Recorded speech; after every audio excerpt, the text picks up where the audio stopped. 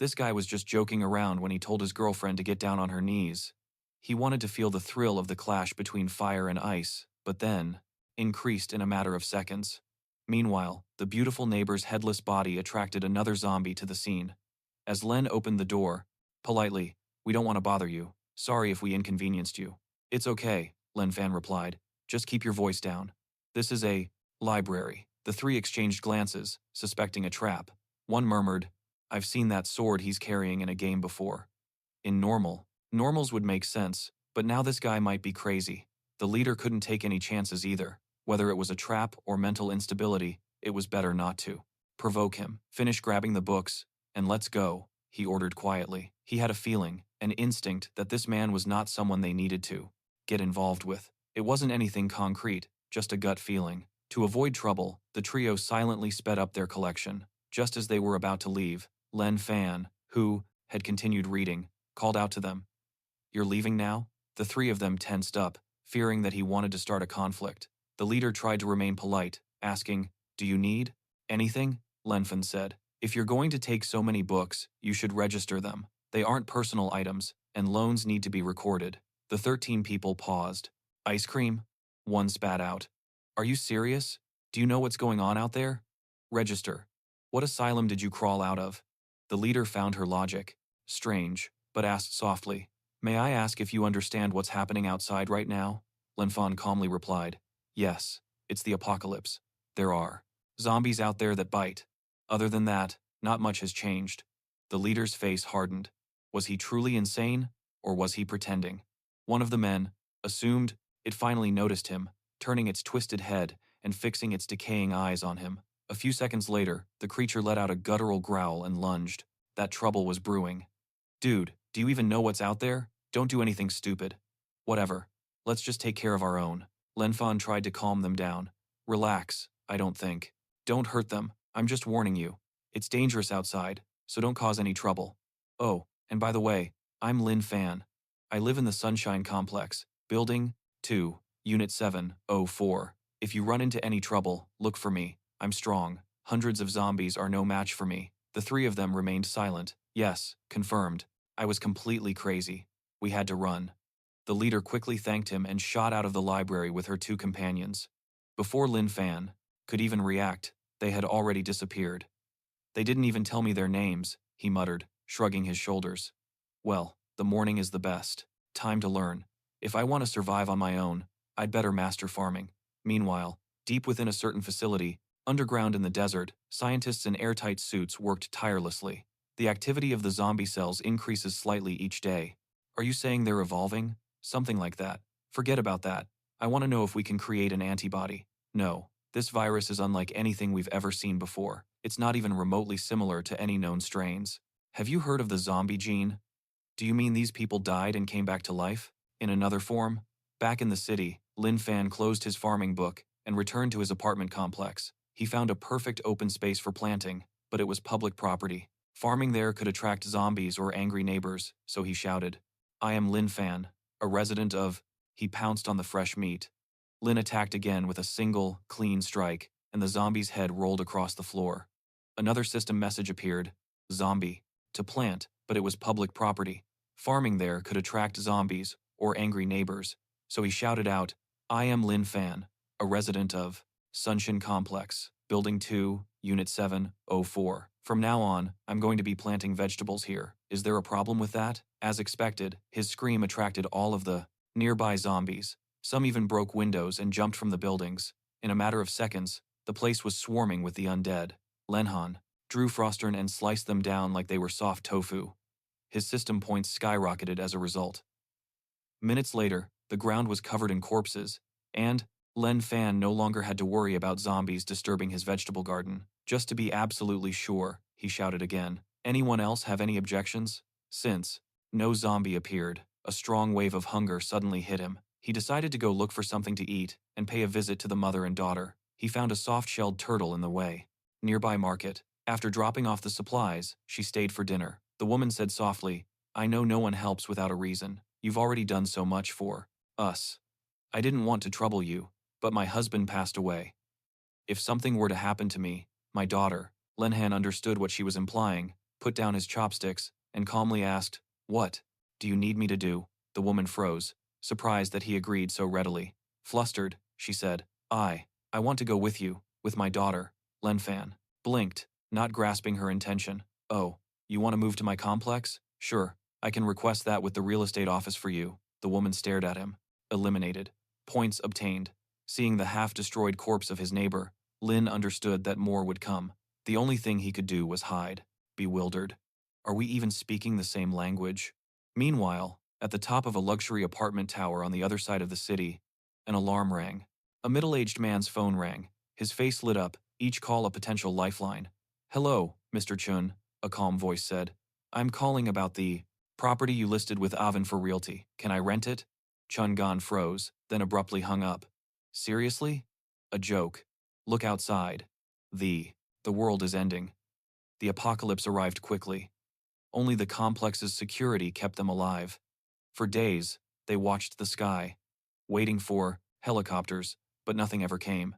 Just as Chun Gan sighed in despair, the phone rang again. He answered furiously. "Are you crazy?" Lin Fan sounded genuinely confused. "Why are you screaming? I just want to rent your apartment." Chun Gan hung up again, enraged. Lin Fan sighed. "What's with him? What's with this guy's temper? Fine, I'll call him again." Sin roared, his veins popping out. "Son of a, what do you want?" Lin Fan remained calm. "Mr. Chun, I simply want to rent your apartment. There's no reason to get so upset." Sin's patience finally snapped. "You want it? It's yours. I'm on the rooftop of Tower 3 at FI International. Come, rent it in person. Come on then. If you have the guts, come and find me." After securing the rental, Lin Fan quickly bid farewell to the mother and daughter. "Wait here. I'll go and sign the contract for you right now."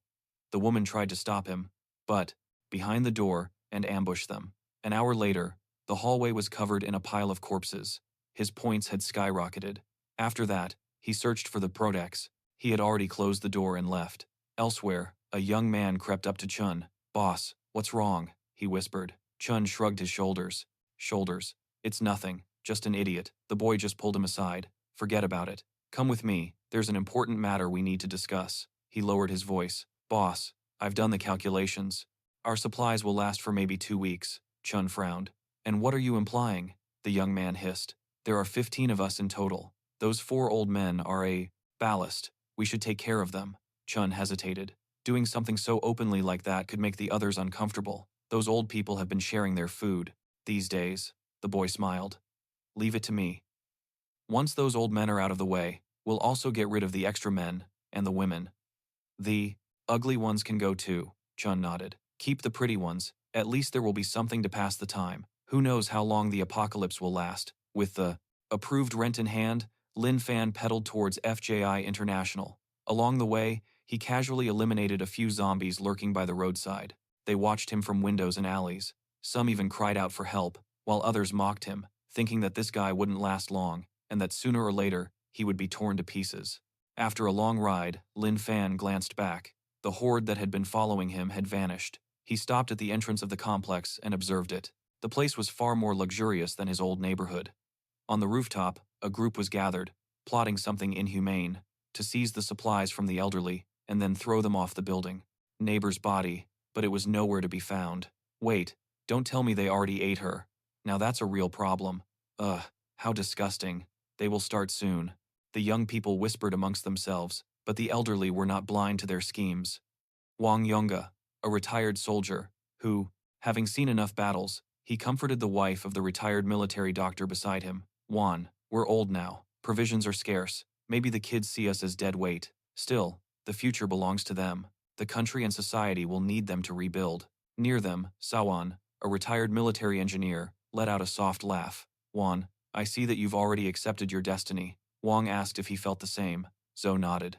"We gave our whole lives. There's not much more left. You can't entirely blame them. Survival comes first." Juan's wife, Lian Jin, rolled her eyes. "We have suffered for decades. A little more hardship isn't going to change us." Meanwhile, Chang'an and Xiaobin had gathered most of White. "We have suffered for decades. A little more toughness isn't going to change us." Meanwhile, Chang'an and Xiaobin had gathered most of the young ones were now advancing toward the 4 elders. Xiaoyin harbored an even more twisted plan, to kill the elders first, then the extra men, and, finally Chun. That way, all the provisions and the women would be his. But Gong Yonghua stepped forward and addressed the group, saying, "We know what you are thinking. Don't worry, we won't take your supplies, and you don't have to throw us off the building. Certain actions leave stains that will haunt you," he continued. "We will go home and wait for what is to come." Still, the young people refused to give in. "No, we can't let them stay, and if they go down, and to rot, and this hallway is common property, so I better clean up this mess." He grabbed a rope and tied all the bodies together. Just as he was, "Open the security door. They could call in the horde. We have to throw them off the roof." As the discussion stalled, someone knocked on the door. Roof metal. A voice spoke from outside. "Mr. Chun, are you there? It's me who called. Can I rent your apartment?" Chun shouted as if he had seen a ghost. "It's the apocalypse. Who rents now? Who the hell are you?" Before he could finish, the 3 centimeters thick metal door swung open with a bang. Lin Fan's strength had reached 40, and he unintentionally used too much force. Xiaowen leaned towards Chun and whispered a plan. "Tell him it's already rented and to come back down. When he leaves, we push the old people. We make noise, and the zombies will come. The widow and we will be safer." Chun laughed. "Yeah, that works. This kid is smart and cruel." He made a dismissive gesture. "Fine, the place is yours. Get out." Lin Fan didn't expect it to be so easy. He pulled out a wad of bills from his pocket. Chun blinked, thinking, "This guy is an idiot." Chun then said, Okay, stay as long as you want. Now go." As Lin Fan waved goodbye, he noticed several elders preparing to leave the rooftop. "Excuse me," he called out. "Are you Mr. Sao?" "Sao." He blinked, surprised. "Do you know me, boy?" Lin Fan nodded excitedly and shook his hand, saying, "I've seen you on television. When the nations, foreigners blocked our weapons technology, you led the team that broke the siege. You're a national hero." Sao chuckled softly. "That was." As he dragged them toward the pile of trash, the overhead light began to flicker with a harsh buzzing sound. In the corner, a shadow appeared. It was a man. "A long time ago. Don't flatter me." Lin Fan looked at the others and said, "They're planning to leave the roof. It's dangerous outside." Sao shook his head gently. "We won't stay. The provisions are scarce, and the young need them more than we do. We've already lived our lives. We won't waste what little remains." Lin Fan's face darkened. His mind filled with images of elderly people, abandoned, mistreated, and left to die. Even Chungan flinched at the look in his eyes. "This guy is dangerous," Lin Fan thought. He exhaled slowly. "Please, come with me. My place is safe, and I can protect you." The elderly. They gently refused his offer. "Thank you, son, but no. You've already done enough just by worrying about us," Lin Fan insisted. "I am strong, really. Please come with me. I can even help you rent a place in my neighborhood." The elders exchanged uncomfortable glances. Sao hid his discomfort with a laugh. The young man is unique." Lin Fan took Sao's hand and said, "Don't hesitate, trust me, come with me." Sean tried to stop the elders, but Sean held him back, whispering, "Boss, let them go. When they go down, we'll attract the zombies. They and that young man will be torn apart together. These old people were once willing to die for their country. Now, in their old age, they were being chased out of the safe zone by the younger generation. The young people had hoarded their provisions and kept throwing flower pots and making noise below to attract the nearby zombies and deliver the elders to them. The older generation never imagined such. In a wheelchair, slowly moving forward, he was a middle-aged addict who had been electrocuted while stealing cables. He survived, but lost his legs. Upon cruelty. Men who once protected their comrades on the battlefield now faced betrayal. Only Zoan noticed something strange. He frowned. Did they notice something? Why are there so many zombie corpses on the ground? Did someone invent a way to kill them all? Wong simply shrugged. There's no way something like this could have developed so quickly. But everyone's gaze turned to Lin Fan. He shifted uncomfortably, saying, "I had no choice. I had to kill them to get onto the roof safely." But the elders weren't surprised by the corpses themselves. They were stunned that he had eliminated so many zombies all alone. Meanwhile, on the rooftop, the young people had thrown every flower pot they could find, but not a single zombie appeared. Chun pushed a man aside, saying, "Let me see what's going on." He cautiously peeked his head out, and a cold sweat ran down his back. What the hell? Why are there zombie corpses everywhere? Then, a sudden scream erupted.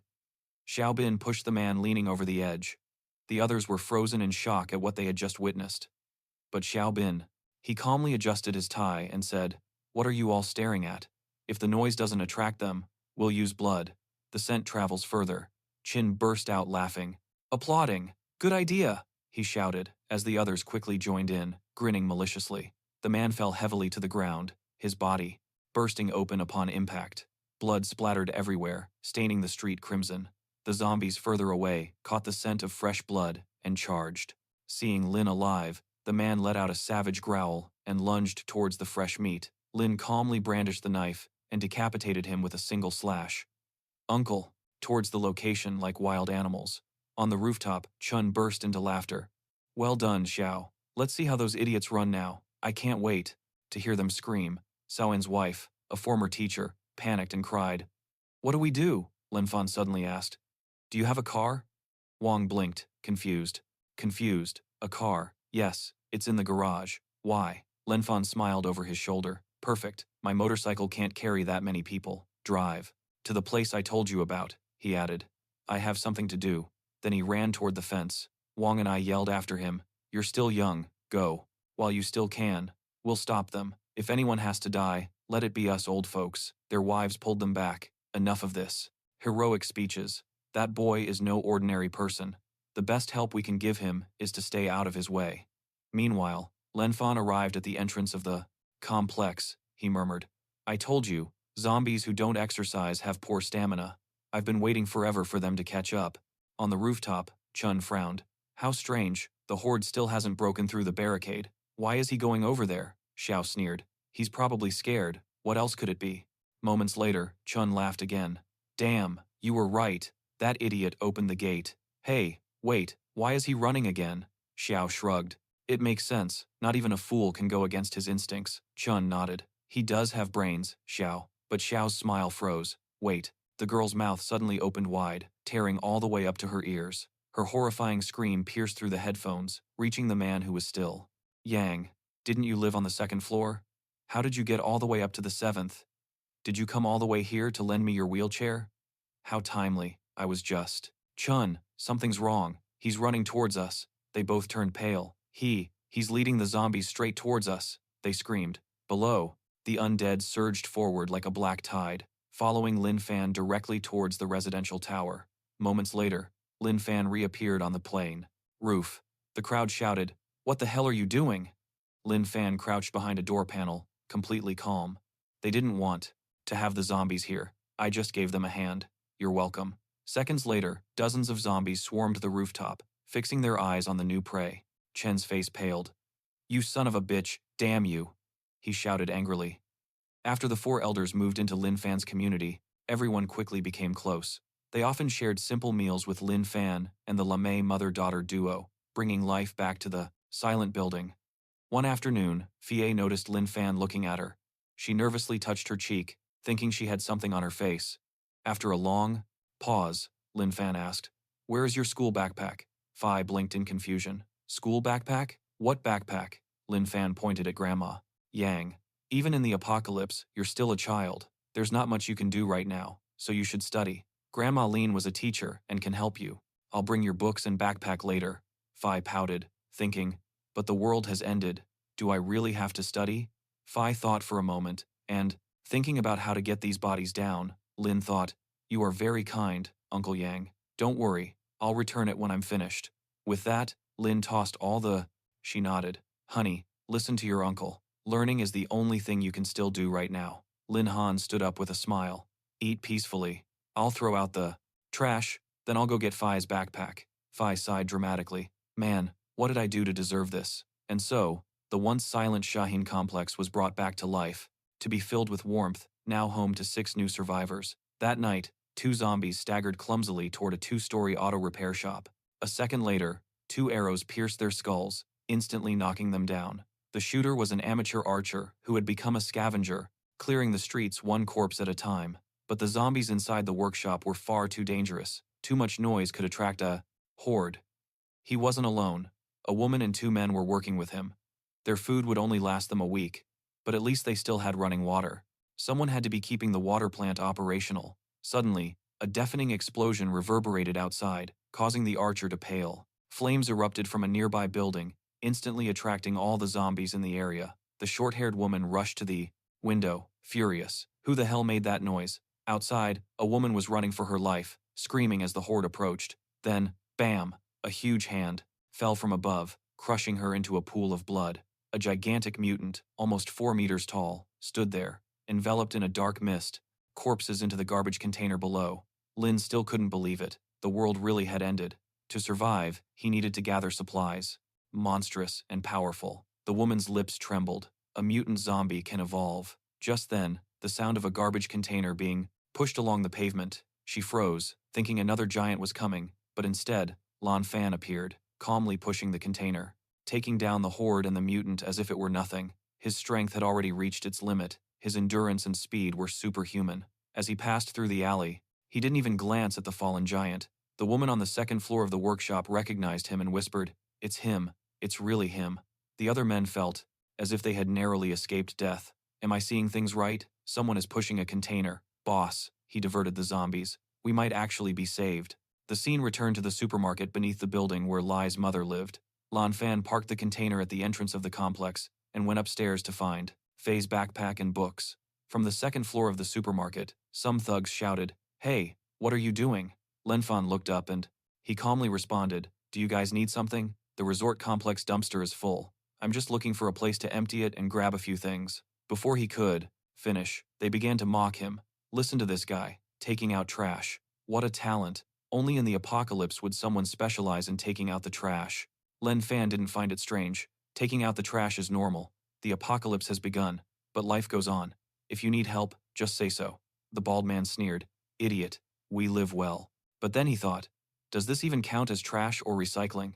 Living alone really sucks. There's no one to talk to, no one to answer my stupid questions. Up here, and you're asking if we need help? Do you want me to scream? I'll call the horde, and you can run for fun. Lin Fan wasted no time. He waved and left. That brief departure ignited the bullies' cruelty, and they plotted to lure out zombies just to watch someone get chased. Confident that the second floor was safe, since zombies can't fly, they began to howl like broken megaphones, their screams echoing. Down the street, they screamed for minutes, but not a single zombie appeared. What the devil? Where are all the damn zombies? It can't be that this entire area is clean. They couldn't have all disappeared. Across the street, Lin Fan hid behind the fence of another building and looked back. "Calm down," he said calmly. "It's coming," and disappeared from sight. The thugs murmured angrily. Not even the zombies were good enough to kill that idiot. Suddenly, the ground. He began to tremble. Small stones bounced violently around him. Heavy glasses clattered loudly nearby. "Oh, something is coming closer. What in the world is that sound?" Before they could finish their sentence, a gigantic and hideous face filled the second-floor window. In an instant, 3 of the thugs were crushed and torn apart by the giant zombie. Meanwhile, Lin Fan had already arrived at the bookstore on the first floor of the building across the street. As he went up the stairs, he heard the faint cry of a baby. Following the sound, he reached the corner of the landing. There he found a woman hanging lifelessly, her baby. Just then, Uncle Yang's drug addict son on the second floor beckoned to him. That bald guy had harassed Lin before. He once stole his bicycle, and the was still alive, but she had chosen to end her own life. She had given her daughter the last chance to survive. The cries of the baby, they remained weak, on the verge of fading away. Lin Fan carefully lifted the baby from the dead woman's arms, his warm hands attempting to soothe its cries. Then he felt something within the blanket, a small diary containing the words, "No rescue, no food. I am growing weaker and weaker. I know I won't last much longer. I have seen the dead turning into zombies. I don't want to hurt my baby. While I can still think clearly, I must do what I must. I'm afraid of biting her, so I will break my teeth and wrap my mouth with tape. That way, even as a zombie, I won't be able to harm her. My baby's name is Ming. If anyone finds this, please let her live, and if you can't, please don't leave her outside. I don't want her to be eaten." Lin Fan sighed softly. Rest in peace. I will do everything, whatever he could to keep his daughter alive. But as soon as he spoke, a basketball strangely rolled to his feet. A second later, a zombie, with a disturbingly Garfield-like appearance, lunged toward him. It was much faster than any he had encountered before. Lin Fan unsheathed. Frost, puzzled. How could such a creature exist here, while the baby was still alive? Then he understood. The monster had been waiting, using the baby as bait for anyone compassionate enough to help. With that thought, Lin Fan brandished Frost and split the evolved, fast-type zombie in 2. Police had to intervene. Although he returned it the next day, he still beat Lin up for it.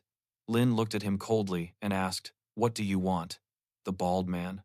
The system notified, "You have obtained 3 attribute points." This one was different. It had intelligence. All other zombies, those he had seen, were practically brainless. From the creature's remains emerged a red crystal that glowed faintly. Lin Fan blinked, and, he muttered, "It must have been a bookworm zombie. It studied a lot in this bookstore. I guess it's true. Knowledge is power. Since I'm here, I'll take the opportunity to grab some workbooks and exams for Faye," he added. "She seems diligent. She's going to go crazy when she sees this." Meanwhile, deep within an underground base in the middle of the desert, a professor stared wide-eyed at a red crystal, sealed away. "Are you saying this came from inside a zombie's skull?" An officer snapped to attention. "Yes, sir. The specimen was unusual, so we dissected him and found this crystal inside his brain." "Tell me everything," the professor ordered. "The first shot was fired by Xiang Nan," she explained, using a rifle. "A sniper rifle, a direct hit to the head, but the zombie didn't die. Instead, he ran towards the base extremely fast. He kept shooting, and all the bullets impacted his head. He only fell when his skull was completely destroyed. Before this, all zombies died with a simple stab to the head, but not even high-caliber bullets could kill this one.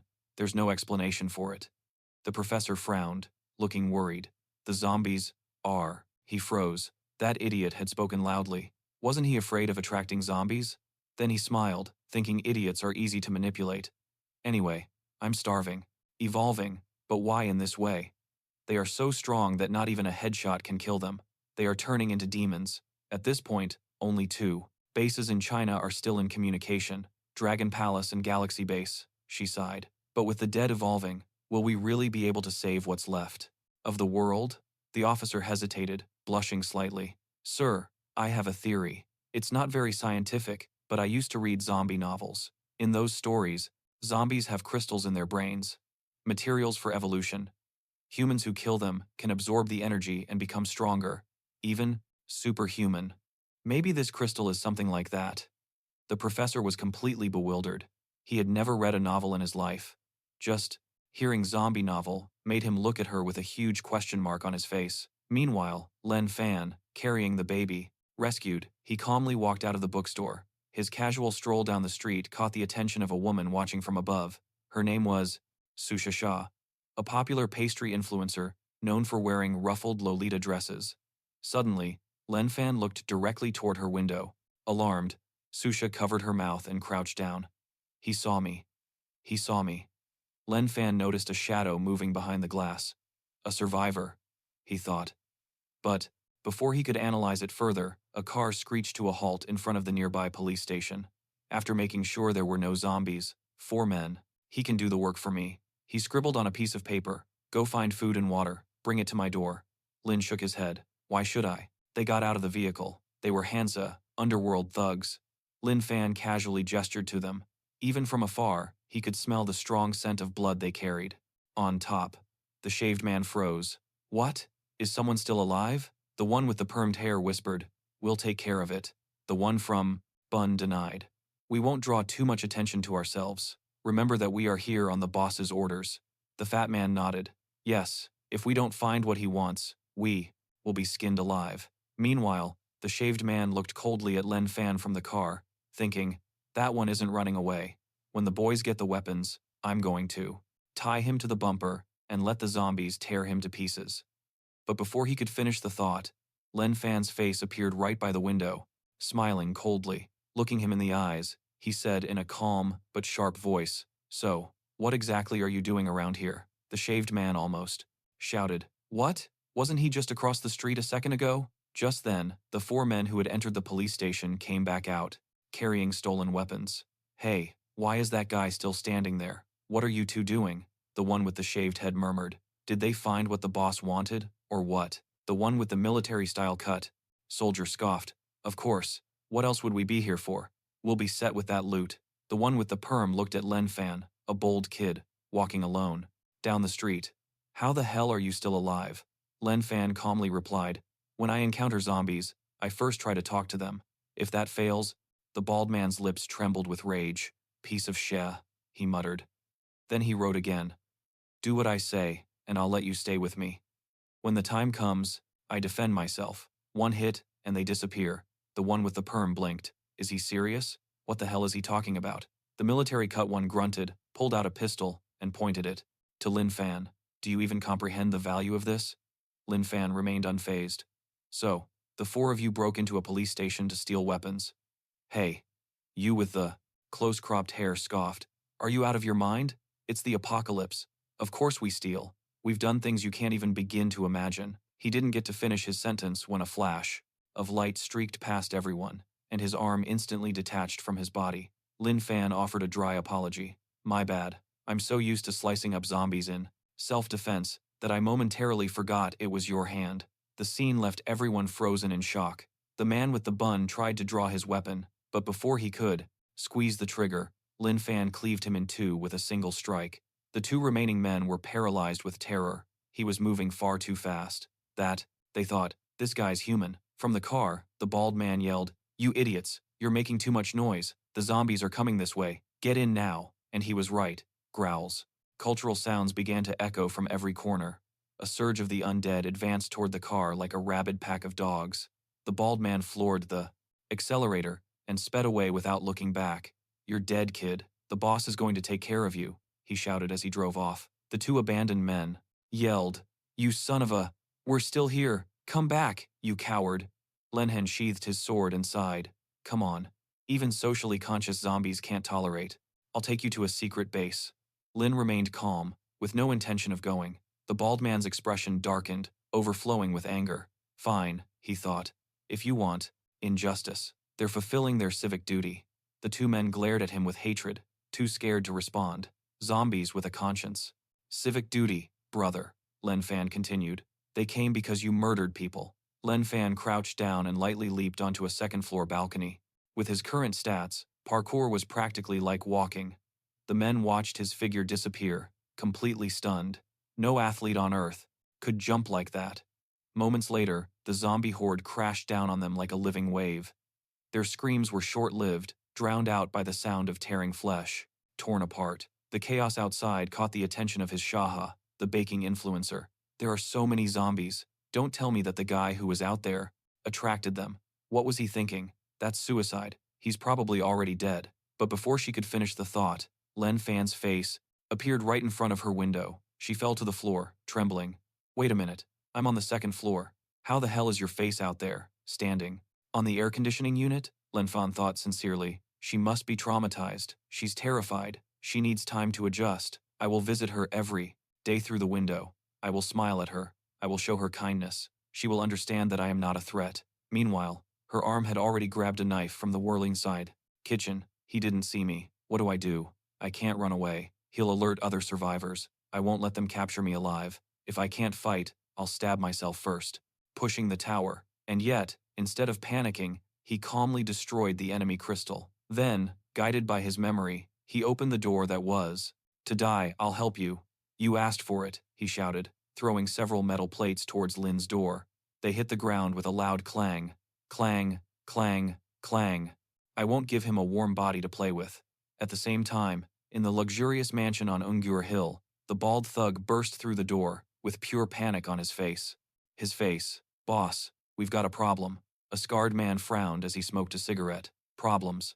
There were 5 of us, and you're the only one who made it back, the bald guy. He began his exaggerated story. Boss, when we arrived at the police station, there was another group lying in wait in the shadows. The moment we grabbed our weapons, they attracted the zombies towards us. I told the guys to get in the car, but there were too many of them. The road was blocked off. I had no other choice but to leave. I was trembling. I can't let him know it was just one guy. I abandoned them and escaped as soon as I saw that horde. He looked at his boss. Why aren't you saying anything? He's going to hit me. That man could break bricks with his bare hands. He once split a stone in half with a single slap. Wang Tefu finally looked up and he pressed the lit cigarette into the bald man's forehead. Why didn't you die out there? The man trembled, biting his tongue to keep himself from screaming. He knew that if made a sound, the boss's temper would be the death of him. When the cigarette burned out, he forced a miserable smile. Boss, I just wanted to remain your driver, nothing else. Wan Tefu snorted, annoyed, but not enough to kill him. He put the cigarette away. Get out. Leaning back, one Tefu's eyes turned cold. He had planned to secure the entire villa complex as his base and expand slowly, but now it seemed that another group in Angur had. Moments later, the hallway erupted with zombie groans as several of them charged toward Lin. The bald man, watching from the second floor, broke out into hysterical laughter. And now what? Where did that attitude go? You can't even move your legs anymore. The same idea, and enough audacity to loot a police station. Looks like I'll have to attack first, he muttered to himself. The next morning, the sunlight streamed. Regarding the Wan community, Mrs. Swan was planting the seeds that Lin Fan had brought in the garden, while Mr. Sao Han and Mr. Wong Han Wo. They reinforced the doors with boards to keep the zombies out. Meanwhile, elsewhere, Grandma Yang was patiently teaching little Faye mathematics, physics, and chemistry in a one-on-one tutoring session. Faye finished her homework, only to find several new books on the table. Lin Fan smiled proudly, saying, "I knew you were a dedicated girl, so I got these for you last night." But Faye's eyes were already brimming with tears, on the verge of overflowing. Before she could speak, the baby in Lin Fan's arms began to cry loudly. LeMay looked alarmed and asked, "Where did you find that girl?" Lin Fan hesitated, and Grandma Sue. She was a military doctor, so let her examine the baby first. Hearing the crying, Grandma Sue hurried in from the courtyard. "Quick, bring her to me." After examining her, she breathed a sigh of relief. "It's a good thing you found her in time. A few more minutes, and she wouldn't have survived. However, she's not out of the woods yet. Her body is weak, and the irritation on her skin is infected. Plus, she has several small wounds. She'll need constant care." Lin Fan, what's her name? Her mother's diary. Only mentioned one thing. The baby's name is Mingin. Then, let her take your last name, Grandma Sue suggested. Lin Ming Ming. But Lin Fan shook his. But in the very next second, Lin brandished his knife, slicing off the heads of 2 zombies in a single, fluid motion. Head. No, just Ming. When she grows up, I'll tell her everything about her mother. Sulamei noticed that Lin Fan was having difficulty holding the baby and decided to help. "Let me. I'll take care of her. You already have enough on your plate as it is." Lin Fan smiled gratefully and said, "Perfect. You take the day shift, and I'll take the night shift." Just as they were finishing organizing the baby's care, Grandpa Sao and Grandpa One shouted from the entrance, alarmed. "Lin Fan, come quickly. Something's wrong. The zombies are gathering in the street." Lin Fan frowned and said, "That's strange. I lost them a while ago on my way back. Don't tell me they've started developing intelligence." When they arrived at the entrance, they saw that the horde was being guided by a small delivery van. The driver was constantly honking the horn while moving forward at a slow speed. Observing through the security cameras, Grandpa Sao deduced that the driver was trying to lure the zombies away so that other survivors could search for supplies. Lin Fan. He peered through a gap in the wall and still saw nothing. 3 survivors, armed with steel bars and shields, were running towards the nearby tents, taking advantage of the horde's distraction. But then, Grandpa Sao frowned. "Wait, that truck just turned around. The scavengers." They froze as the same truck reappeared. Only then did they realize that the driver was deliberately sending the zombies back in their direction. Inside the cabin, the man lit a cigarette. His mind flashed back to the day the world ended, when the system immediately chimed. 2 eliminated, 2 points obtained. The bald man's laughter froze. "Good Lord, this guy is seriously strong," he muttered. Ran out, leaving him no choice but to risk going outside. Inexperienced, he was almost immediately detected by a horde. Just when death seemed certain, a truck pulled up beside him. 2 men got out, one carrying a shield and the other a steel pipe, and began eliminating zombies with brutal efficiency. Grateful, he begged them to join him. They refused at first, but when he mentioned that his wife and daughter were still at home and asked for some food, they suddenly smiled and they told him to bring them along, saying they would take them to a safe place. He genuinely believed he had found good people, but when they saw his wife, their expressions changed. They tied him up and raped her in front of him. In her final struggle, his wife managed to break free and tried to fight back, only to be thrown from the offa. 3rd floor, dying on impact with the ground. The man wanted to fight to the death, but they had taken his 8-year-old daughter hostage. If she resisted, they would torture her until she died. He had waited a long time for an opportunity to eliminate those animals. He pressed down on the accelerator, swearing that he would never allow those beasts to return alive. The truck crashed through the store, crushing the 3 unfortunate individuals inside. As flames and smoke rose into the sky, Lenham witnessed the scene and couldn't help but open the community door, ignoring the elder's attempts to stop him as he ran outside. Meanwhile, the man had become trapped in the driver's seat because of the deployed airbag, Fine, you've got some skill, so what? There's still one zombie left. Let's see if you can react in time now. Anyone who dares to challenge me deserves to die. As the zombies climbed all over the truck, completely surrounding it, Lin Fan coldly shouted at the zombies, "Can you all please stop causing trouble around here? From the Sunshine Apartments, we have elderly people, mothers, and a baby here. Don't make a mess." The zombies turned to look at him, momentarily confused, but, seconds later, they perked up again and launched themselves at him. Lin Fan unsheathed Frostborn and took down more than 10 zombies with a few swings. The two old men watching the monitors broke out in a cold sweat. They were starting to believe that Sean might actually be a super soldier with that kind of strength. Maybe. One day, the reconstruction of civilization would begin right there in Han City, and Xiao Fan could be the spark. Afterward, the retired military doctor, Suan, checked the man's injuries and confirmed that they were just bruises from the impact. "Don't worry, the airbag protected him. This blood, it's just a nosebleed," he said. Lin Fan surveyed the smoke-filled street. He was the cause of all this mess, so naturally, he had to clean it up. The elders watched him, sensing that something was off, but unable to object. The man woke up coughing and asked, "Is this heaven?" "No, this is Sunshine Complex, our home," Lin Fan replied. "Since you're awake, you can clean up the street later. Those bodies will start to rot." The man sat up with a pained expression and introduced himself as Chuni, a former network technician. "Thank you for saving me, but I need to." Lin hoisted the last zombie over his shoulder. It wasn't because he couldn't kill it, but because he chose not to. Then, with a single movement, "Rescue my daughter, she's still at their base." Lin Fan stared at him, thinking, he causes trouble, and then wants to run off. He doesn't plan on cleaning the street, does he? Then he made a decision that left Chuni frozen in shock. "You clean up the street and give me the address, and I'll go. I'll rescue your daughter. Don't worry, my rates are cheap." Thus, Lin Fan agreed to bring back the 8-year-old girl for a delivery fee of 100 yuan. However, as he and Chuni walked down the street, Suesa, he saw them again. It's him. That man showed up again, and now he's carrying a girl who looks about 8 or 9 years old. Lin Fan instinctively looked up and saw the woman hiding inside the pastry shop. He stopped and waved at her in a friendly manner. Suesa broke out in a cold sweat.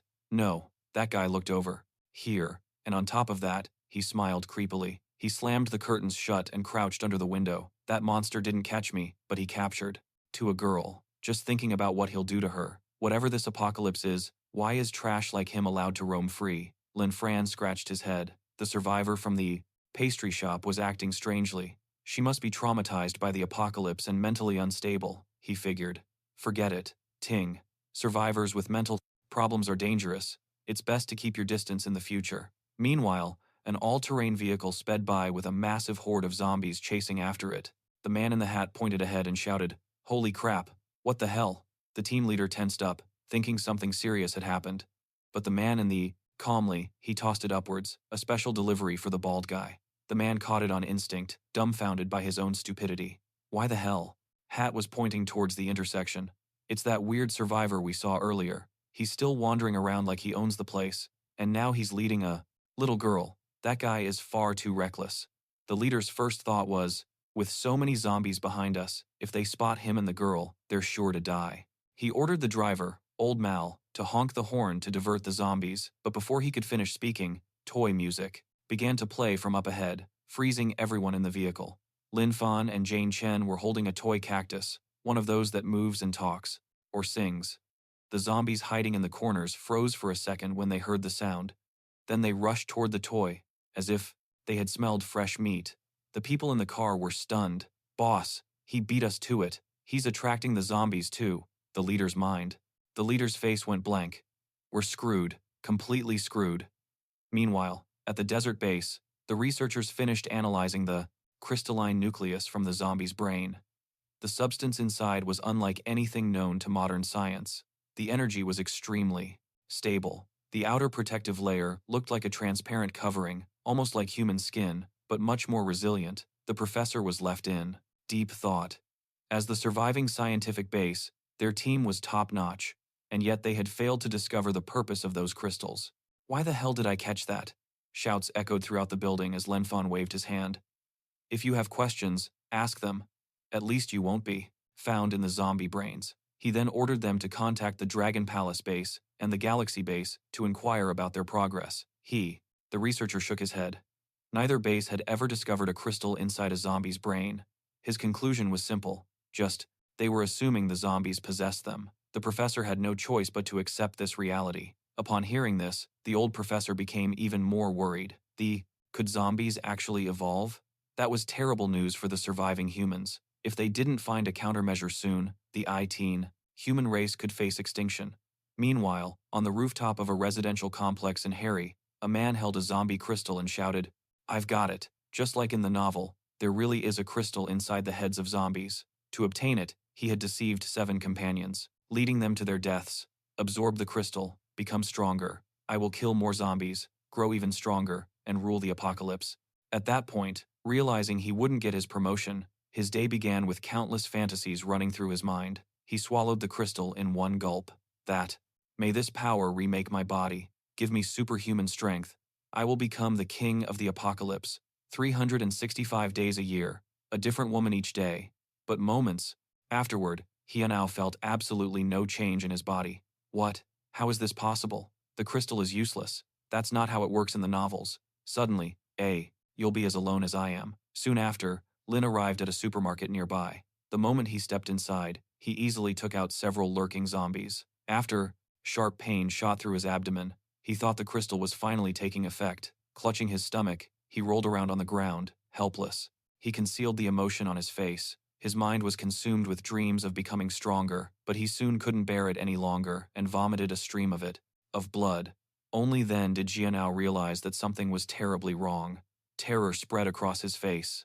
In the thick blood, there were pieces of flesh, pieces of corroded and torn internal organs. Elsewhere, Lin Fan crossed several neighborhoods with a little girl and finally took her back to reunite with her father. His clothes were still splattered with zombie blood.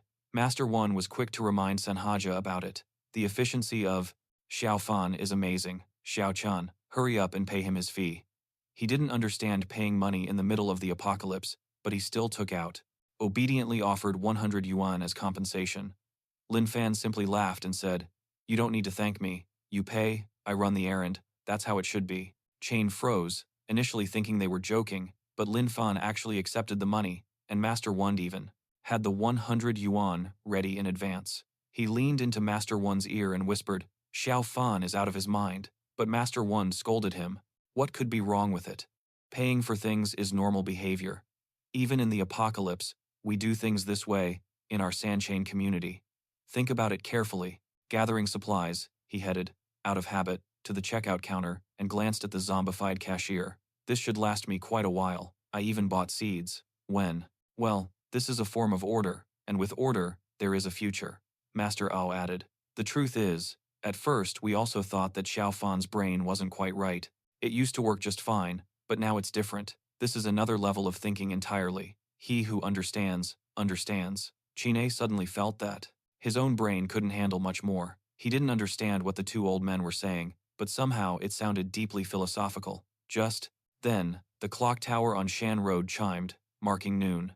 Grandma Sue checked the time. It was exactly 12 p.m., and she knew that someone had purposely repaired the clock to attract the zombies, creating a window of opportunity for the survivors to gather supplies. The master commented, "Whoever did that is a good person. It demonstrates that even in a crisis, there is still hope." While the elders were conversing, the tide of zombies, drawn by the bell, were already advancing towards the clock tower.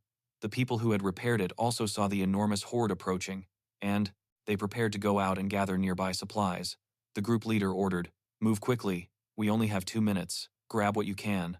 But at that moment, the ground shook violently. The man in the hat shouted in panic, "Boss, something's wrong, something's happening." In the middle of the zombie tide, an abnormally gigantic zombie appeared. The enormous monster moved its arm with complete ease, clearing a path with pure, being attacked by his beautiful neighbor. He told her that she could come in and hide, but only if she closed her eyes first. The woman obeyed, implying that, "I find a safe place to plant them, I'll be able to live off the land. Though, this knife isn't cutting it anymore."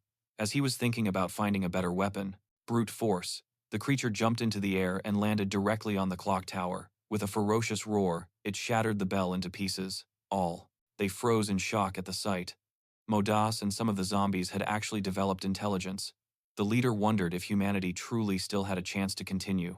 Humanity still has a chance to continue. Meanwhile, in the Sunshine community, the elders noticed that the bell stopped ringing before. After the 12 chimes, they assumed something had happened. Master W looked at Len Han, Xiao Fan. The apocalypse is dangerous everywhere, but still, hope exists, and hope always needs someone to seek it out, someone to guide it, someone to make it grow a little, so that others can too. See her, touch her. There's a saying, the greater the power, the greater the responsibility. We can't just think of ourselves. If no one takes responsibility, human society will disappear one day. A single person is weak, and no one can do everything on their own, which is why a leader appears to give everyone a little push, combining strength and belief into something bigger and stronger. Lin Fan listened to him with a blank look, not understanding anything about what he said. Master Wu's face changed. He remembered that Lin Fan's logic was different, and that he had to explain it another way. Xiao Fan, what do you think about this? There's a real estate agency nearby. Since you like making money, go work part-time, hand out flyers, and ask if any. Once again, a speeding bus roared toward him from the street, its powerful engine attracting a massive horde of zombies in mere seconds. The lights. Survivor wants to move to our community. You'll help others and earn a commission. As soon as he heard part-time job and earn money, the eyes of Lin Fan flashed. He ran towards the door, exclaiming, Master W, I'll do it right now. Grandma Sue worried he was being tricked, but the Master Wong calmly shook his head. I was in the army for many years. Chiffon is the strongest person I have ever seen in my life, so strong that he doesn't even seem human. Perhaps he truly is humanity's last hope. After being guided, Lin Fan began to roam the wasteland under the guise of a real estate agent, looking for potential residents. But after only a few neighborhoods, an Audi pulled up. The man inside asked him if he wanted to join them to survive the apocalypse. Lin Fan instantly refused. No need, I'm working, and I already have a place to live. Hearing that, the man stepped on the accelerator. Without hesitation, he sped away. The woman in the passenger seat felt uneasy, saying, Really, we just left him there? The engine noise is going to attract a group of zombies. The driver sighed and replied, We can only help within our limits. He rejected our help himself, and judging from what he said, I think that boy is a little crazy. Meanwhile, a massive wave of zombies was rushing towards Lin Fan at speeds approaching a 100-meter sprint. The ordinary zombies had clearly evolved, but Lin Fan's stats were already beyond any measurable level. With a single slash, he decimated a large group of blinding lights triggered memories of his tragic childhood. When Lin was a child, his mother died in an accident, and his father, desperate to be with his zombies, with limbs and viscera flying through the air. Seeing the zombies he had just eliminated, Lin Fan exhaled. It's finally over. The zombies were clearly more difficult to deal with than before. They were evolving. Fortunately, he had his little assistance system, and was also growing stronger. After taking care of the zombies, Lin Fan instinctively looked up. He saw an SOS message written on the window of an apartment. It came from Jan, a 19-year-old dance streamer with top-tier looks and 1 million followers. Since the apocalypse began, she had remained hidden at home, surviving only because she ate so little. On the 3rd day, she heard knocking and voices outside. She wanted to open the door, but when she looked through the peephole, she saw her agent's younger brother, Lujan. It was Lubin. Lubin was a hopeless, inveterate gambler who always leased pros. He had looked at her with ill intentions. Now, in the middle of the apocalypse, if Luby wanted to do something to him, Lujan definitely wouldn't stop him, not even then. She thought he could help her, so she never opened the door, no matter how much they insisted. But now their food was gone, and she was truly about to starve. Meanwhile, Lubin continued, describing her body to his sister. Those legs, that waist, those hips. Sister, just thinking about it drives me. I'm going crazy, but the security door was too strong. Forcing it open wasn't working. Lujan scolded him. It's your fault. I told you not to be. Lover, planned to abandon him. But Lin's crying made that woman, his supposed aunt, lose her patience in disgust, and she yanked the steering wheel while, You were so obvious from the beginning. Lubin giggled. It's the apocalypse. Who needs to hide anything now? Just then, they heard. Stepping outside, Lubin whispered, Sister, don't talk. Something is moving outside. He peered carefully through the peephole. Lin Fan knocked on the door of apartment 1705. Apartment 1705. Hello, is anyone inside? And she had never been so desperate. Huddled in a corner, she screamed, Go away, leave me alone. She thought that it was Lubin again. She was on the verge of collapse, even considering grabbing a kitchen knife to end it all, but she knew that that bastard would violate her corpse while it was still warm. Lin Fan knocked for a good while, but got no response. A bad feeling washed over him. Maybe the person inside could no longer ask for help, he couldn't wait any longer. With that thought, Lin Fan shattered the security door with a single blow. Inside, he found a beautiful woman holding a small knife, her hands trembling. Lin Fan told her not to be scared, but how could she not be? A stranger had just broken down his door in the middle of the apocalypse. Lin Fan recognized her and said, "You're the dance streamer, Jan, right? I donated $100 to you once. Before that, I always watched you for free. I never donated, but your dancing was really good." And she pressed the knife against her own neck and shouted, "Don't come any closer. If you take a single step, I will kill myself right here. I won't let you lay a hand on me." Once in college, she had watched a Japanese movie with her. Lin's father was driving, yelling at him to stop the bus so she could teach him a lesson. The vehicle collided head-on with an oncoming truck. Lin was still roommate about a woman who was captured, tortured daily, used every day, and trained like a dog. She used to think that movies, they used to exaggerate, but now I believe people really are capable of such horrible things. Lin Fan said he didn't mean to cause any harm. "I'm a real estate agent. I was just passing by and saw the SOS message in your window, so I came to check on the door. I'm so sorry. I didn't hear anything inside and thought something had happened to you. Something, so I had no choice." And she was completely stunned. An SOS agent, something must have happened to him. And most importantly, a normal person could break a steel security door with a single punch. Lin Fan raised his hand towards the sky. "I only came to check on things and promote some properties. Your living conditions don't look very good. Have you considered moving? If you're interested, I recommend the Sunshine Community. It's old, but with my help. Management is quiet, clean, and very safe. The residents are elites from various fields: doctors, professors, decorated war veterans, and refined ladies. Retired workers from military factories, and even an internet technician, also reside here. Downstairs, there's an outdoor gym and farmland that we developed ourselves. And, most importantly, it's accessible." Hearing all of this, Jan's terror began to transform into surprise. Seeing her expression change, Lin Fan felt confident that she was lowering her guard and beginning to accept him. He took a slow step forward and said, "I understand that you're scared, a beautiful girl." Trapped in that gloomy memory when the bus driver's rough voice snapped him back to reality. "Hey, kid, want a ride? Too bad. No. Like you must have had an especially difficult time during this disaster, but there is still goodness in the world. We must move forward towards the light. Let's go. Put the knife down. Take a look at this brochure. Maybe it will give you some ideas." Yanni looked at the pamphlet in her hands. Everything seemed absurd to her. She couldn't help but ask, "What? Who exactly are you?" Lin Fan smiled. "I already told you. My name is Lin Fan, a real estate agent from Shining Agency. I specialize in rentals. If you're not satisfied with your current home, you can come to the Sunshine Community. Why don't we sit down so I can explain it to you properly?" Lin Fan continued, promoting the properties. "Look at this design. Building 1, room 504. 2 bedrooms, 1 living room, 60 square meters. The rent is about $1,500 a month, with elevator and easy access. But since you are a girl and a streamer, you must have a lot of clothes. So I recommend building 2, unit 2. It's much bigger. Definitely more suitable for you." The previous tenant was also a girl. Her contract ended a few days ago, and he couldn't help but ask her, "Hey, are you sick or something?" Lin Fan instantly looked annoyed. "I'm kindly recommending places to you, and you insult me? If you don't want to rent, just say so. I'm leaving." Seeing him get up, Jan quickly grabbed him and apologized.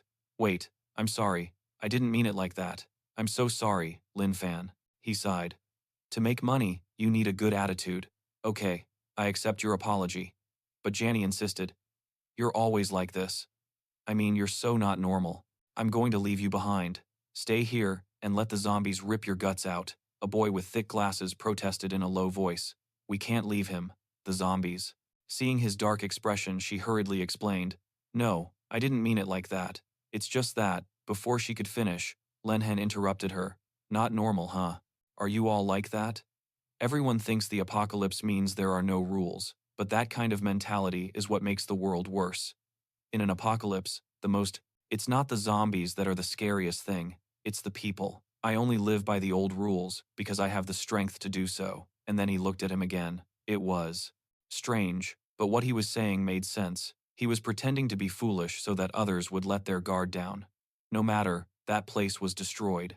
Staying there was certain death. He had to leave. Lin Fan smiled. So, you want to rent a place? Janny nodded quickly. Yes, I'll rent the one you mentioned.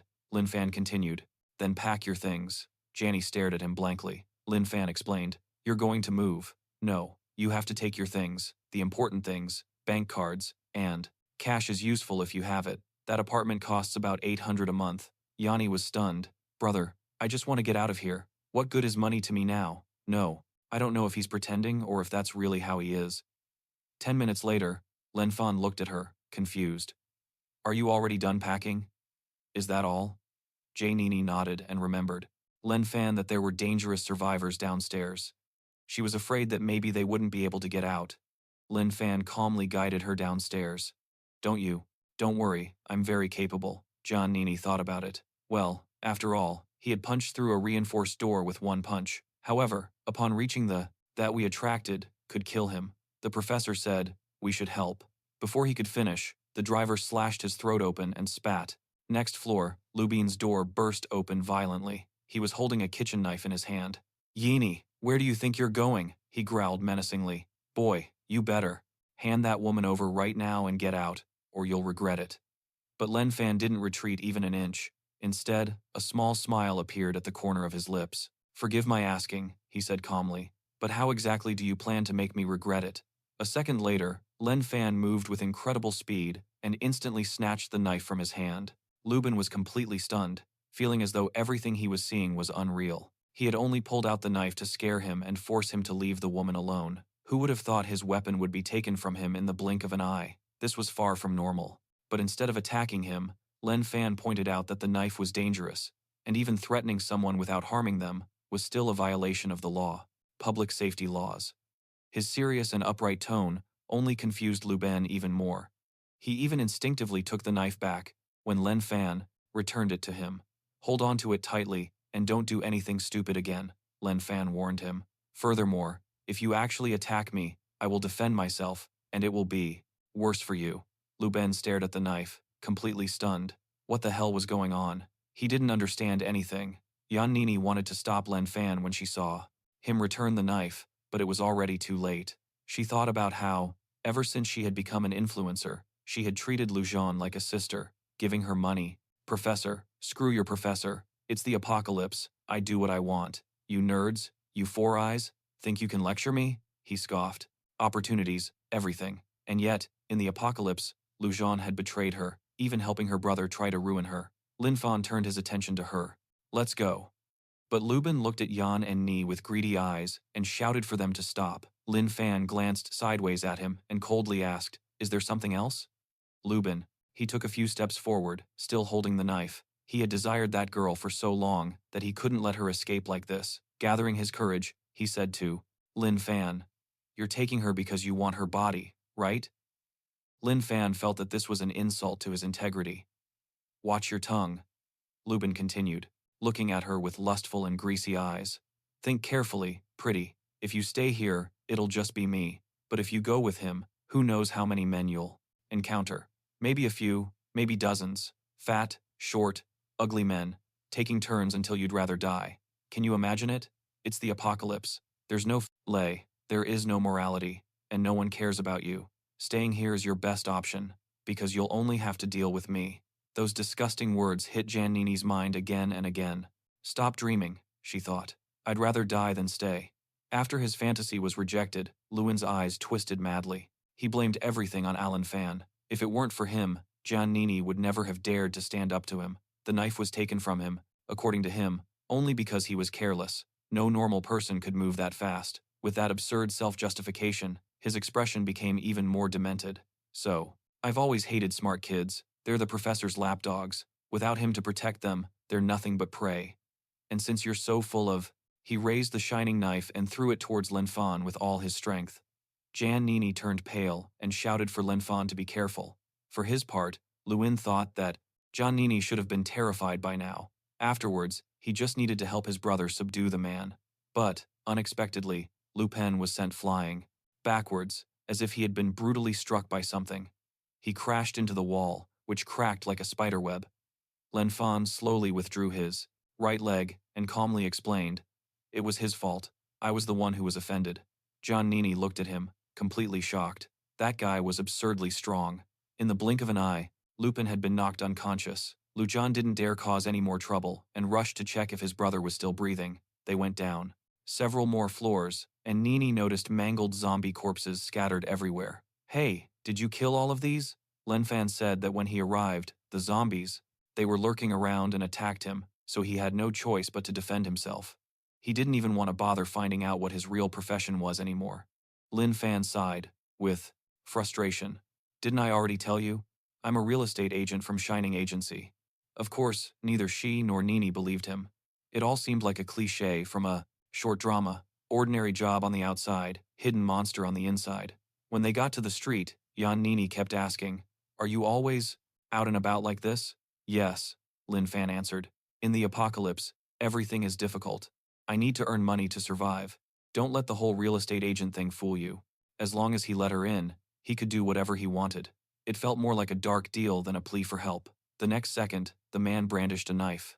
"Compassion, I'll be merciful. I'll send you to him to keep him company." He pushed the boy off the bus and sped away. Even as he left, he looked. "I'm also a security guard. I help maintain order in the neighborhood. Even old Gond pays me for it." Jan Nini got another important piece of information. "You're a security guard. So, do you also deliver food or something?" Lin Fan shook his head. "No, but sometimes I run errands for the survivors, and I earn a little extra." Nini was deeply moved by what she heard. Real estate agent, security guard, errand boy.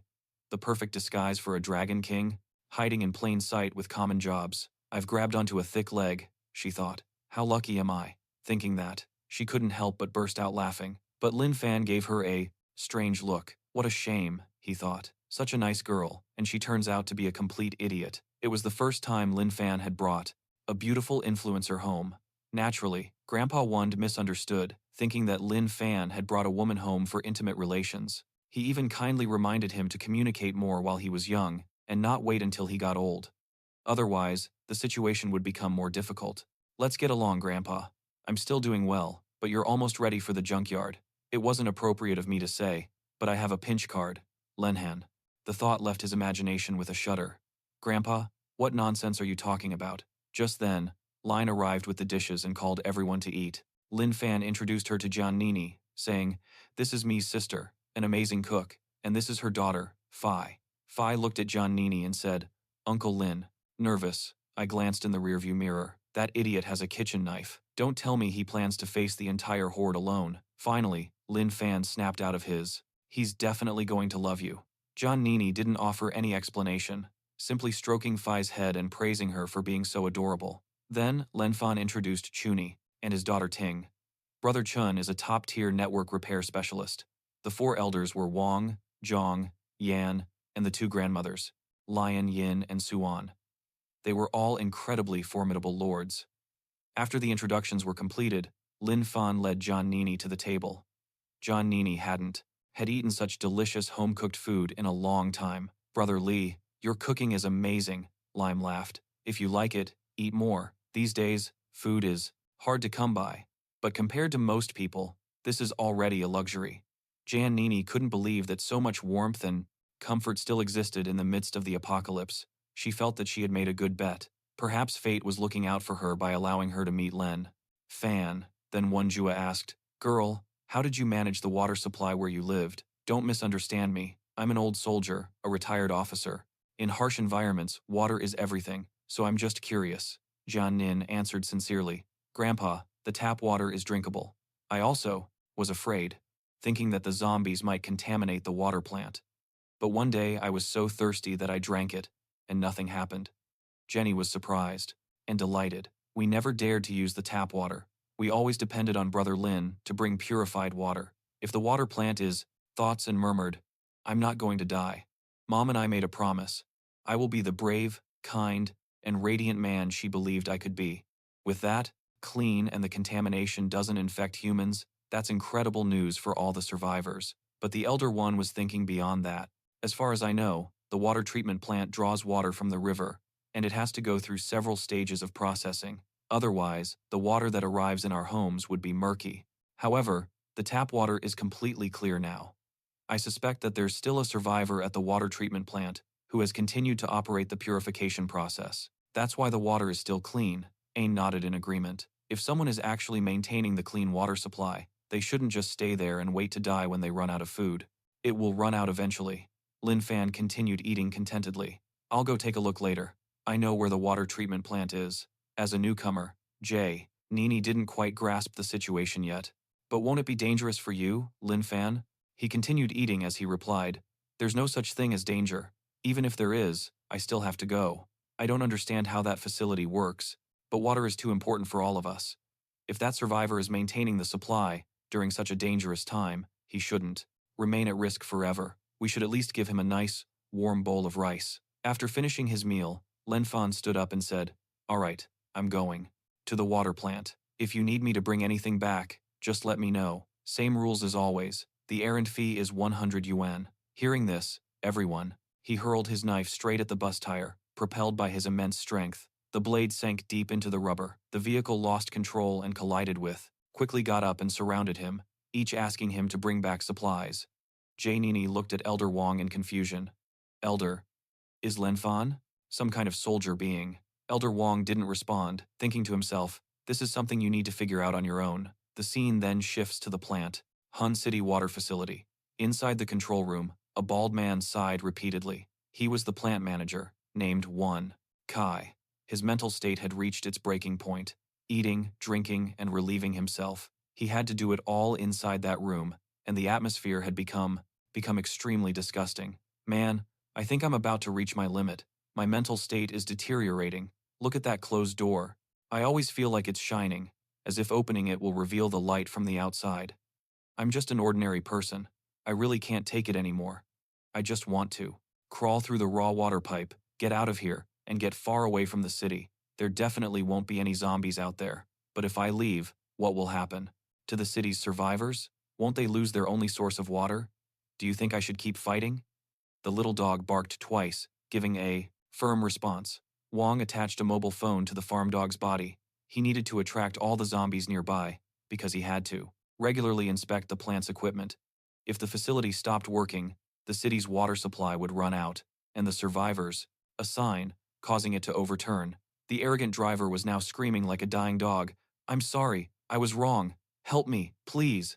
Lin Fan looked at him, would fall into despair. Even the dog was trying so hard to help the humans. As a human, he couldn't give up so easily. Meanwhile, the dog ran through the narrow corridors of the water plant. At first, he moved with ease, fast and agile. But suddenly, one of the zombies gained a huge speed boost. Every step he took raised gusts of wind. In the blink of an eye, he cornered the dog in a dead end. Just at that critical moment, Lin Fan casually passed by on his bicycle and saw a particularly strange-looking zombie. Whether it was a person or a zombie, out of habit, he greeted him instinctively. The zombie saw Lin Fan and immediately changed targets, completely ignoring the dog, who wasn't even enough to fill his teeth. He rushed at full speed towards Lin Fan, and Lin Fan prepared to draw his sword. In the next instant, a burst of sword light erupted. A powerful, slicing wind swept across the area, cleanly separating the zombie's upper body and head, and lower body, cleanly severing them. Even the crystal inside its body was shattered by the attack. Lin Fan shook, frostern, shaking off the black mud. I told you, attacking me randomly is dangerous. The rescued dog trotted over to Lin Fan, knelt down, and wagged its tail. Adorably. Lin Fan stroked its head. So small, so cute.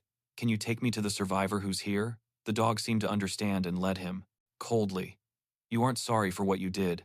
You're just scared because you finally realize you're going to die. He offered a faint smile. Well, you're friends already. Happily. Any wandering zombies along the way were naturally eliminated by Lin Fan. The more he looked at the dog, the more he liked it. What a good boy. Intelligent. Soon, the dog led him back to the hideout it shared with its owner. But the place was deserted. Clearly, its owner had already escaped danger and hadn't returned.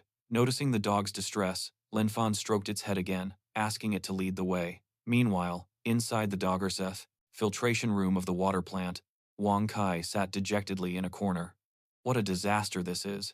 I didn't even finish inspecting the equipment. when the zombies found me. I wonder how my friend is doing now.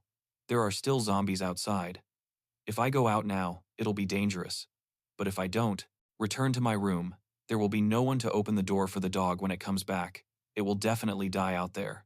Just as he was sinking in desperation, the barking of a dog was suddenly heard from outside. Wang Kai opened his mouth, and his breathing quickened. He thought his hallucinations. They had gotten worse.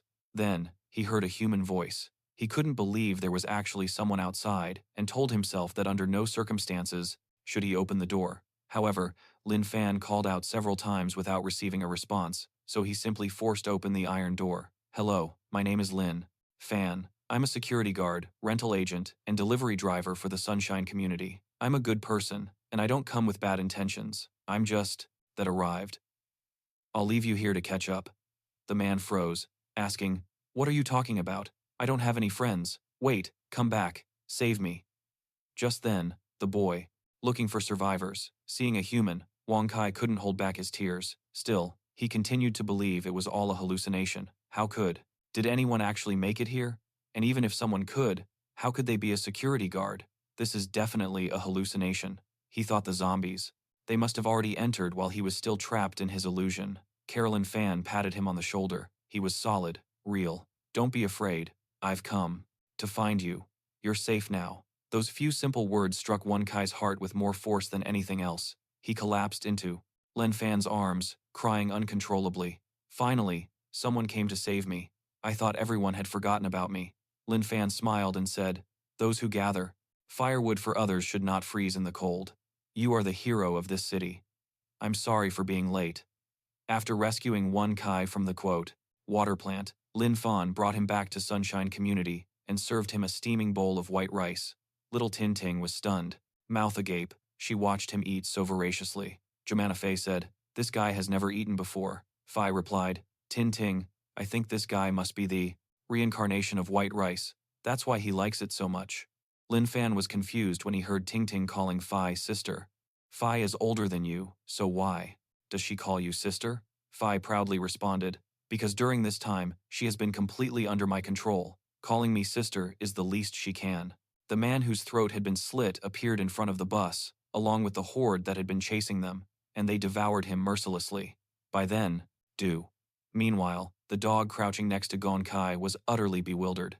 "Why does my human seem so hungry? Didn't we just eat?" Happy, they were eating dog food together this morning. It wasn't long before Wang Kai finished the entire bowl. He apologized, saying he was really hungry and had eaten a little too much. Li shook his head and smiled, saying it was no problem and that eating well is a blessing. He explained that Wang Kai had arrived suddenly, and he hadn't had time to prepare anything else, so he shouldn't worry. Grandpa Wang patted Wang Kai on the shoulder, telling him he did very well. He added that all this time at the water plant, their water was clean thanks to him.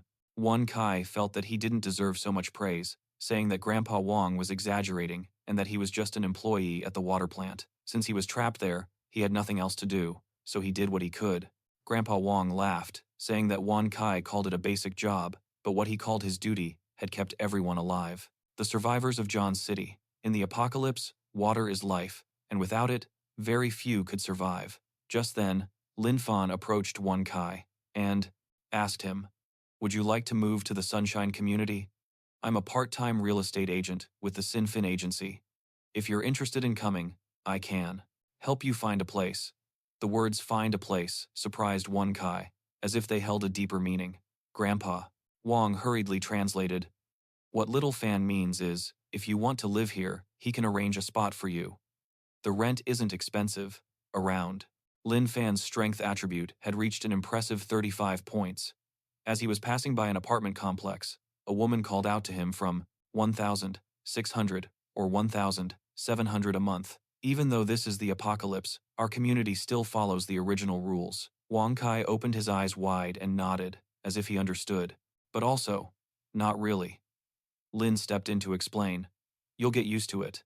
Grandpa Wang probably understands Lin Fan better than any of us do. He's just afraid Lin Fan will speak too directly and confuse you." Grandpa Wang continued. "Young man, you seem like an ordinary person, just like any other boy. You can be shy when necessary, but you step forward when something happens. I like that." Wang Kai thought silently. I think that's supposed to be a compliment. As he spoke, Grandpa Wong suddenly remembered an old comrade. Back when he was in the war, there was a guy who always seemed shy and even spoke with a soft, almost feminine voice. But when the moment arrived, he loaded up with explosives and threw himself at a tank. I never would have expected such a thing from him. Later, Grandpa Wong understood that humans are made of fear, courage, and all kinds of flaws.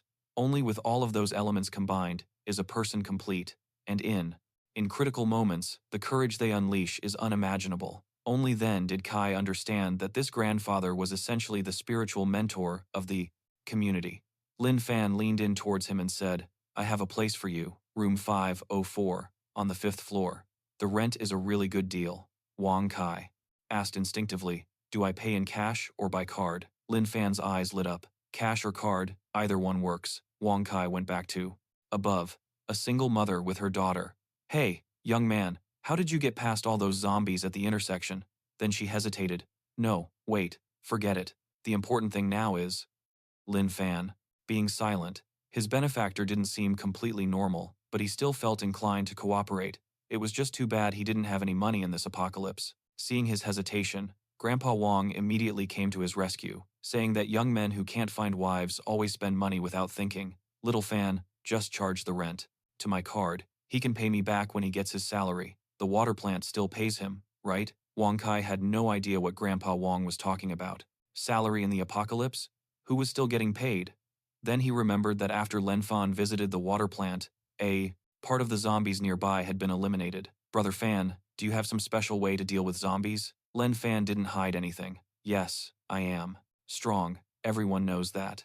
By then, Lin Fan's 3 attributes had already reached superhuman levels. Wong Kai had originally thought that Lin Fan used some kind of high-tech secret weapon. It wasn't until Grandpa Wong and several ladies nodded frantically in confirmation that he finally understood the reality. Then he asked, "Brother Fan, the water plant needs someone to check on it every day. Otherwise, problems will arise, such as the water becoming cloudy or filled with sediment. I definitely can't handle it alone. So, if you think you can, face the zombies. You could go with me to the plant every day at noon." Lin Fan thought it was a bit troublesome, but he replied, "No problem." He went to the kitchen and cut off her head without hesitation. Then a notification appeared. System: potential zombie eliminated. Points obtained. The man's name was... He wasn't planning to stop, but seeing the hungry little girl beside her, he couldn't ignore them.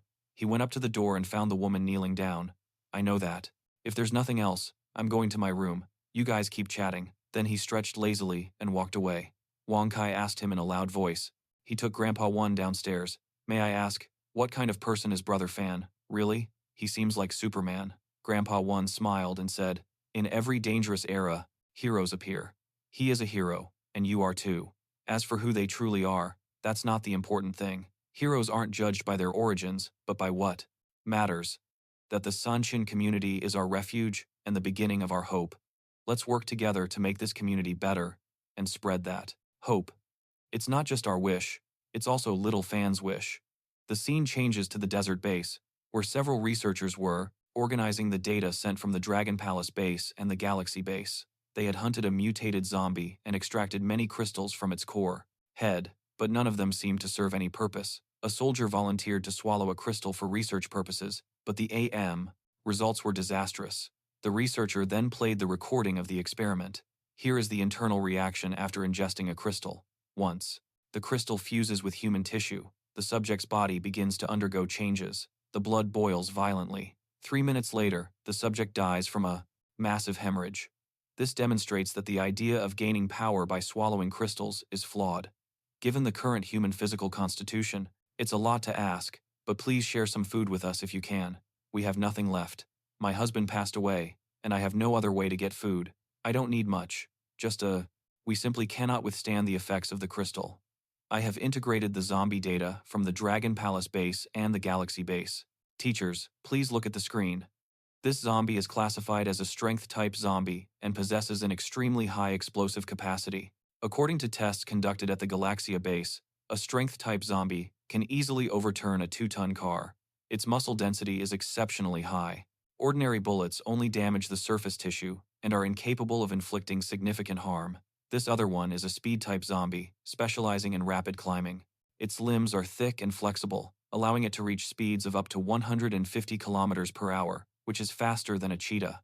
What's even worse is that its top speed isn't diminished by physical exertion. This means that once it locks onto a human target, the probability of survival is practically impossible. This is a screamer-type zombie, capable of emitting a 120 decibel shriek that causes pain, dizziness, nausea, and other symptoms. Furthermore, its attraction range is greater than expected. When it was discovered a few days ago, its shriek only reached 100 decibels, but it increased by 20 decibels in a matter of days. At this rate, reaching 160 decibels isn't far off, and at 160 decibels, it can rupture human eardrums. This type is even more dangerous than the previous two, an elderly professor exclaimed in horror. If things continue to develop like this, and we have no little for my daughter. Lin Fan handed her 2 gourds and a squash. Here, take these. The woman was surprised. Money isn't even worth anything now, she thought. But, solution against these zombies, is there really any hope left for humanity? How long can the few remaining survivors hold out against them? They remained. He had served 9 years in the army as a sergeant 3rd class, but only a few days after returning home on leave, he found himself with the onset of the so-called zombie apocalypse. The current team consisted of 4 women and 2 men, and one of the couples was pregnant and about to give birth. The man asked Gu Hong about the situation outside. Gu Hong lowered his head and said that a large number of zombies were wandering around outside, and that the situation didn't seem good. How is my sister-in-law now? Is her belly still hurting? Much better, but it looks like she'll give birth in the next few days. I'm scared. Gu Hong patted him on the shoulder reassuringly. Don't worry, I'm here. In reality, there wasn't much more he could say. In the apocalypse, going to a hospital was impossible, but giving birth there was even more dangerous. If she screamed, the zombies would undoubtedly be attracted to them. Worried about a possible hemorrhage during childbirth, Wuhan wanted to go out to look for supplies. The man said, "Brother Gu, I'll go with you." But Guang, he quickly refused, saying, "There's no need, you stay here and take care of them. My physical condition is better than yours. If something happens, I can climb up and escape." The man, afraid of becoming a burden, replied, "Okay, Brother Gu, then please be very careful." Guang nodded, "I will, if I meet." She accepted it anyway. Then, Lin Fan's eyes fell on a decorative weapon hanging on the wall. The woman took it down and said, "My husband loved video games. He bought zombies. I'll run away immediately." But the man wasn't just referring to zombies. "Brother Gu, haven't you heard? Among the survivors in this area, everyone. They speak of a legend, a man who wanders the apocalypse with only a sword. It was said that he always appeared among the zombie-infested streets, a solitary figure wielding a sword. Some claimed he was the eternal Ivy of Hang City, the immortal phantom of the apocalypse. Buhong thought it was absurd. What kind of nonsense was that? Meanwhile, inside the Sunshine community, Old One saw Lin Fan passing by, and asked him why he was so busy that day. Lin Fan replied, "I have to patrol the community, clean the shops, escort Gonal to the water plant, and continue my part-time job as a real estate agent in the afternoon." Old One nodded in approval. Throughout the community, even in the midst of the entire apocalypse, only Little Fan was so busy. He must have been humanity's last hope. At the same time, Grandma Leon was teaching, patiently, to 2 children. Lime, carrying a baby on her back, went to the field to help Grandma Sue with the farming. Elsewhere, Jan Nini happened to meet Nen Fan and greeted him. "Brother Fan, Miss Jan," Lin Fan replied. Jan Nini asked him not to be so formal, saying, "You can call me Xiao Yin or Nini. That's what my friends call me." But Lin Fan replied seriously. "Okay, Miss January J," Nini continued. "Brother Fan, Grandpa. This as a prop. If you want it, take it. It's dangerous out there, and you need something to defend yourself with." Lin Fan said that he felt bad accepting it. "Wang always says that the city will return to the way it was before. Do you think that's true?" Lin Fan returned the question. "Do you think it's true?" Jan Nini looked at him, fixedly. "If I hadn't met them, I wouldn't have believed it, but now I do." Lin Fan calmly replied, "You already know the answer, and you already have faith. As long as you continue with that faith, you will succeed." However, Jan Ni still didn't understand. "Brother Fan, why are you still working and making money during the apocalypse? Outside, so many people only hurt each other and take everything they can get." Lin Fan took 2 steps forward and said, "I'm afraid that when the light finally returns, I won't be able to change back again." Jan Ni was shocked by this. Brother Fan was really thinking about the future. Suddenly, she believed in the words of Old W. Maybe Brother Fan really was humanity's hope.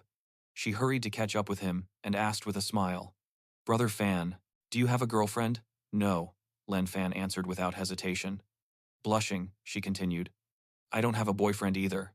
"Have you never thought about going out with someone?" "There's no need," Lin Fan responded with the same frankness. Those 3 words devastated the perfect and beautiful Jan Nini.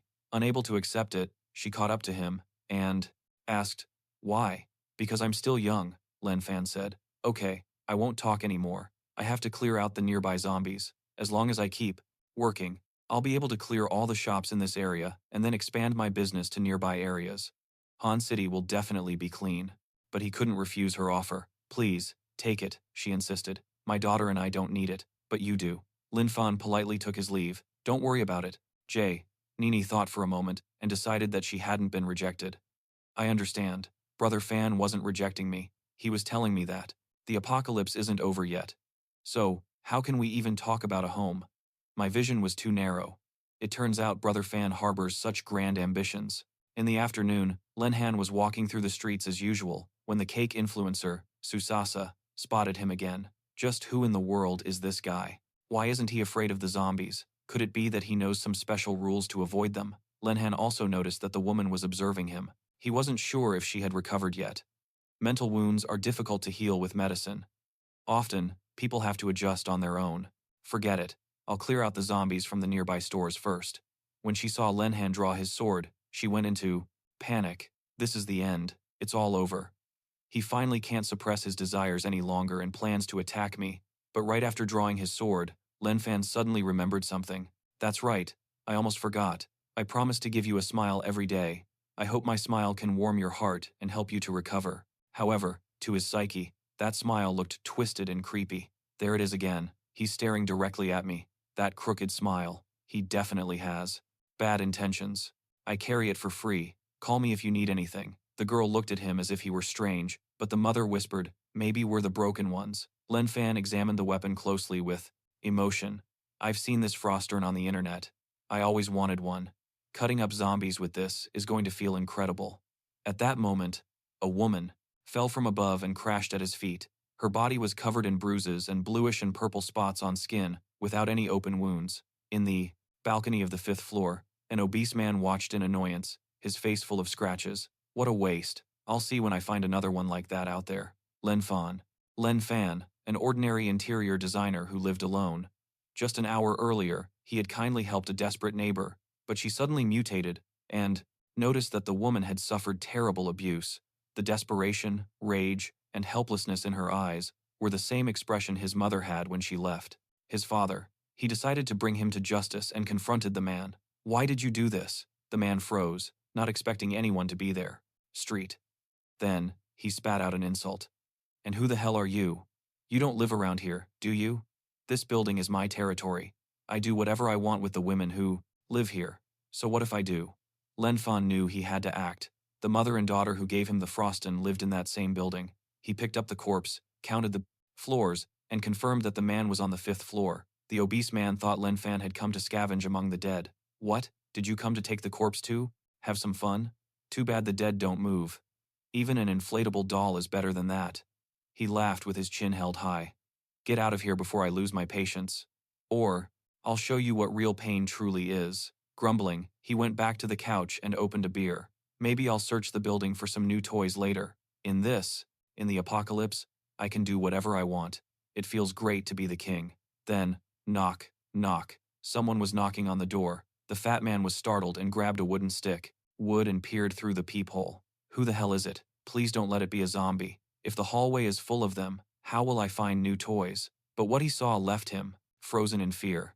It was the woman he had tortured. Even a monster like him started to tremble. Outside, Lin Fan was calmly holding the corpse and knocking on the door. Bit him, leading to his death. At the exact moment of his death, Len was somehow connected to a zombie apocalypse survival system.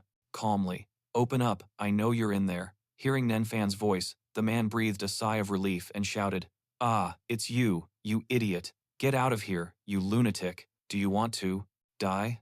A twisted smile appeared on his face. "Huh, all I have to do is scream, and the zombies will devour that moron. I'm a freaking genius." In that instant, the reinforced door exploded inward with a deafening bang. The fat man fell to the ground, stunned. His eyes widened in disbelief. How the hell did he just kick in a steel door? Lin Han looked around and saw torture tools scattered all over the room. The man tried to get up, still cursing. What's wrong with you, you monster? Are you bringing a dead body to my house? Are you looking for trouble? Lin Han calmly replied, Of course I brought her. She deserves to see you pay for what you've done. Moments later, he had the man tied up, gagged, and ready to take him to the police station. The obese man grunted and struggled. Wriggling, he said, Are you crazy? Let go of me. Haven't you seen zombie movies? Haven't you read end-of-the-world novels? If you had, you'd know how to survive. How to survive. It's not cool to do whatever you want. Lin Fan slapped him hard, replying, Are you an idiot? Those stories are fiction. This is real life. You can't even tell the difference. The slap was so forceful that it sent him flying through the police station doors. Dazed and burning with pain, the man murmured, Who can't distinguish what's real now? Do you think bringing me here changes anything? It's the apocalypse. Everyone is gone. No one can punish me. Lin Fan. That connection reversed time, sending him back 1 hour before his death. Len spent his newly obtained points on strength, feeling his power, smiled coldly. You're wrong. There's still someone left. The man's eyes darted to the right, his body tensed as he felt a putrid breath on him. Nape. A squad of zombie police officers surrounded him. Lin Fan's voice was low and calm as he said, See? Even as zombies, they continue to uphold justice, punishing the guilty. The next day, an armored truck pulled up in front of the city library. 3 survivors got out, searching for medical books, and cautiously scanned their surroundings, seeing no zombies anywhere. Hey, maybe we got lucky, one of them said. But their leader, a woman with a sharp gaze, raised her hand.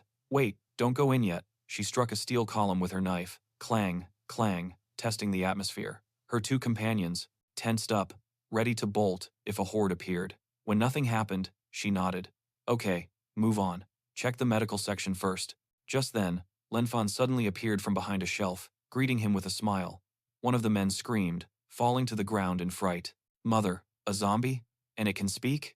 Lin Fan waved his hands in despair, saying, No, don't worry. I'm human. I'm alive. The woman frowned, asking, So what are you doing here? Lin Fan raised the book in his hand, a guide to growing and cultivating vegetables, and smiled as he read. Obviously. What else is done in a library? One of the men muttered, thinking it made sense. Boss, didn't you just ask a stupid question?